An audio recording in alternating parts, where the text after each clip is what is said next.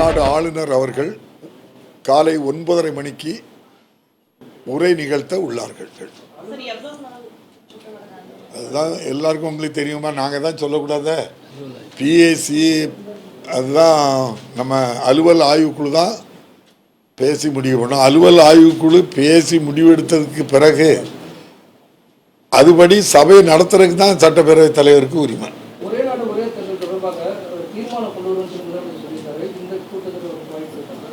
அது நீங்கள் முதலமைச்சர்கிட்ட தான் சொல்லணும். நீங்கள் சபாநாயகர்கிட்ட நீங்கள் பில்லு கொண்டு வரலான்னு கேட்க முடியுமா? நீங்கள் தீர்மானம் முதலமைச்சர் கொண்டு வந்தால் அந்த தீர்மானத்தை டிஸ்கஷன் பண்ணி நிறைவேற்றுறதுக்கு இந்த சட்டமன்ற கூட்டத்தில் சட்டமன்றம் தயாராக இருக்குது. சார், கடந்த சட்டசபை கூட்டத்தில் ஆளுநர் கூட உரையில் முரண்பாடுகள் இருந்துச்சு. இந்த முறையும் அந்த மாதிரி உரை இதில் இல்லை முரண்பாடு நீங்கள் நாங்கள் பண்ண மாதிரிலாம் சொல்லியா? இல்லை முரண்பாடு ஏற்பட்டு அது நீங்கள் மாண்புமிகு ஆளுநர் தமிழ்நாடு ஆளுநர் அவர்கள் முதல் பக்கத்தையும் கடைசி பக்கத்தையும் வாசித்தாங்க, அவ்வளோதான். இந்த தடவை முழுமையாக வாசிப்போம்னு நம்புகிறோம். பேரவை கூட்டத்தொடர் 100 நாட்கள் நடத்தணும்னு சொல்லி திமுக தேர்தல் அறிக்கையிலே உறுதி கொடுத்துருந்தாங்க. ஆனால் பேரவை கூட்டத்தொடரோட நாட்கள் சுருங்கிட்டே கடந்த கூட்டத்தொடர் கூட 2 நாள் தான் நடத்தணும் அப்படின்னு சொல்லி எதிர்கட்சி தலைவர் குற்றம் சாட்டினாங்க. பேரவை கூட்டத்தொடர் நீங்கள் நான் அசம்பிளிலே சொல்லியிருக்கேன், நீங்கள் எல்லாரும் தான் பார்த்துருப்பீங்களே. 2011 21 வரை 10 ஆண்டு காலத்திலையும் குளிர்கால கூட்டத்தொடர் நடத்துறது 2 நாள் தான் நடத்தியிருக்காங்க எல்லாருமே. அதுக்கு காரணம் என்னென்னா, ஒரு கூடுதல் நிதி கொள்கை தான் அன்னைக்கு நம்முடைய ஒரு கூடுதல் செலவினத்துக்கான ஒரு பில்லை தான் மாண்புமிகு நிதி அமைச்சர் இன்ட்ரோடியூஸ் பண்ணாங்க. அதில் பேசுகிறதுக்கு பெரிய சப்ஜெக்ட் இருக்காது. நீங்கள் முன்னால் எடுத்துக்கிட்டாக்கி தமிழ்நாடு மின் வாரியமும் இந்த குளிர்கால கூட்டத்தொடரில் எடுத்துக்கிடுவாங்க. அது ஜெனரல் பட்ஜெட்டில் தமிழ்நாடு மின் வாரியம் டிஸ்கஷன் வராது. அதனால 1 வாரம் 10 நாள் வரை அது நடந்திருக்கும்.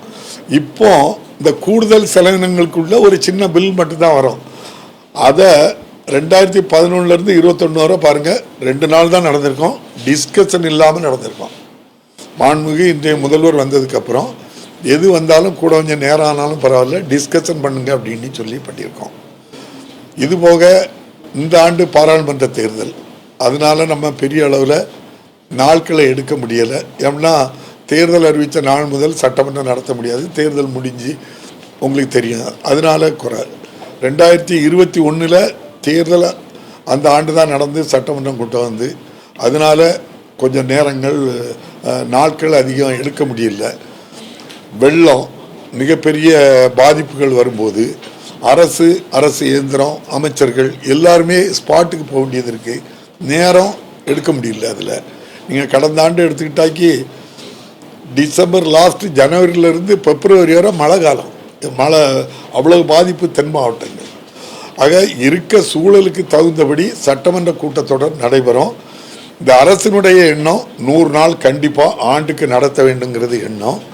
இருந்தாலும் தேவைப்படுகின்ற நாட்களை பயன்படுத்தி தமிழ்நாடு அரசு தமிழக மக்களுக்கு என்னென்ன செய்ய முடியுமோ அனைத்தையும் சட்டமன்றம் குறைந்த நாளாக இருந்தாலும் அதிலே நிறைவேற்றி பண்ணிகிட்டு இருக்காங்க.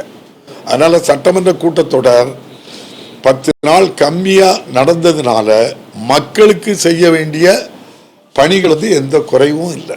அதை நீங்கள் பத்திரிகையாளர்கள் தான் சொல்லணும். நீங்கள் சரியா ஆரோக்கியமான விவாதங்கள் நடக்கிறதுக்கான போதுமான அவகாசம் இல்லை. நீங்கள் அன்னைக்கு பார்த்தீங்க டங்ஸ்டன் டிஸ்கஷன் நடந்து என்ன நடந்து சொல்லுங்கள். எதிர்கட்சி தலைவர் எவ்வளவு நேரம்னாலும் பேசக்கு கொடுத்தோம். எவ்வளவு நேரம்னாலும் அவங்க பேசி முடித்து அவங்க ஓகேன்னதுக்கு பிறகு தான் அந்த தீர்மானத்தை நிறைவேற்றிருக்கோம். ஆனால் அந்த டிஸ்கஷன் டங்ஸ்டனுக்குள்ள போனது எங்கெல்லாம் போயிட்டு பாருங்க. செம்பரம்பாக்கத்துக்கு போய் அப்படி வரிசையாக ஒவ்வொரு இடமா அது இடம் மாறி போச்சு. இருந்தாலும் கூட பிரதான எதிர்கட்சி தலைவர் பேசுகிறாங்க, அதுக்கு உரிய அங்கீகாரம் கொடுக்கணும்னு சொல்லி மாண்புமிகு முதல்வர் விரும்புகிறாங்க. அப்போ நான் அதுக்கு அதை நிறைவேற்ற பண்ண மாட்டோம். எதிர்கட்சி தலைவருக்கு உரிய அந்தஸ்து மரியாதை அவங்க பேசினாக்கி அவங்களுக்கு என்ன ஒன்றோ அவ்வளோ கொடுக்குறோம். என்ன ஒன்று நீங்கள் அன்றைய பார்த்துருப்பீங்க. 0 ஹவரில் எதிர்கட்சி தலைவர் எழுப்பியிருக்காங்க. உங்களுக்கே தெரியும், 0 ஓவரில் எதிர்க்கட்சி தலைவர் எழுப்பது அவருக்குடைய உரிமை, எதை வேண்டாலும் பேசலாம். ஆனால் அரை மணி நேரத்துக்கு முன்னாலேயாவது சொல்லியிருக்கணும் அந்த விஷயத்த. அது பேரவை விதி அப்படி சொல்லுது. என் அவையில் வந்து சொல்லலை, அங்கே வந்து சொல்லலை. அதுக்கப்புறமும் நான் ஒரு ரூலிங் எடுத்து காட்டுதேன். மாண்புமிகு முன்னாள் சட்டப்பேரவை தலைவர் தனபால் அவர்கள் 2018 ஒரு ரூலிங் கொடுக்குறாங்க. அரை மணி நேரத்துக்கு முன்னாலேயாவது என்னுடைய கவனத்துக்கு வந்து சொல்லியிருக்கணும், நீங்கள் சொல்லலை, அதனால் நான் அலோவ் பண்ணலைன்னு சொல்லி ஒரு ரூலிங் கொடுத்துருக்காங்க. நான் அதை ரெஃபர் பண்ணனே தவிர நம்முடைய மாண்புமிகு முதல்வர் அது அனுமதிக்க தான் சொல்கிறாங்க. நம்ம அனுமதிக்கிறோம். 30 மாமன்ற உறுப்பினர்கள் கவனஈர்ப்பு தீர்மானம் கொடுத்துருக்காங்க. 138 கவனஈர்ப்பு தீர்மானம். ஐயா எதிர்க்கட்சி தலைவர் அவர்களும் திட்டக்குடியில் பைபாஸ் வேணுங்கிறதுக்காக லாரிகள் நிறைய போகுது ஊருக்குள்ள அப்படின்ட்டு சொல்லி அவங்களும் கொடுத்துருக்காங்க. நான் அதைத்தான் பேசுவாங்கன்னா அவங்க நல்ல கருத்தை தான் சொன்னாங்க. முல்லை பெரியாறு அணை பற்றி பேசுகிறாங்க, தவறு இல்லை. அப்போ இந்த அரசு எதிர்க்கட்சியை எவ்வளோ மதிக்கிறதுன்னு நீங்கள் பாருங்கள். எதிர்க்கட்சி தலைவருக்கு உரிய மரியாதையை கொடுக்குறோம், அவங்கள பேசக்கு வாய்ப்பு கொடுக்குறோம், யாரைக்கும் தடை இல்லை, உங்களுக்கு தெரியும். அதனால் இந்த அரசை பொறுத்தளவில் சட்டமன்றம் இப்போ நீங்கள் இப்போ இதில் மானிய கோரிக்கையில் என்ன பண்ணோம், காலை மாலை அவ்வளவு அதிகாரிகளும் அவ்வளவு கஷ்டப்பட்டாங்க.